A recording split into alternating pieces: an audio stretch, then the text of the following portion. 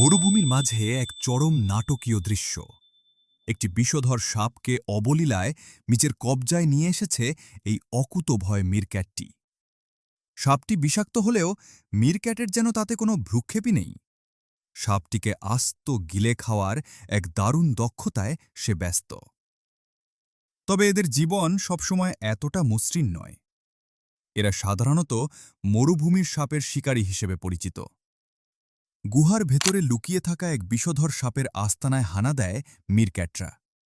ভেতরে থাকা সাপটিও কম নয়, সেও নিজেকে বাঁচাতে পাল্টা আক্রমণ করে। কিন্তু সাপের কামড় মিরক্যাটের শরীরকে কাবু করে ফেলে।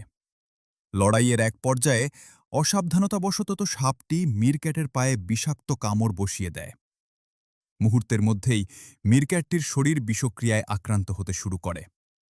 ভিডিওতে স্পষ্ট দেখা যাচ্ছে মিরক্যাটটির চোখে জল এবং তার মাথার অংশ অস্বাভাবিকভাবে ফুলে উঠেছে। সবাই ভেবেছিল মিরক্যাটটি হয়তো মারা যাবে, কিন্তু প্রকৃতি রহস্যময়। বিষের বিরুদ্ধে লড়াই করে দীর্ঘ সময় অচল পড়ে থাকার পর পরের দিন দেখা যায় মিরক্যাটটি দিব্যি আবার ঘুরে বেড়াচ্ছে। শরীরের ফোলাভাব এখনও আছে, কিন্তু সে তার হারানো প্রাণশক্তি ফিরে পেয়েছে।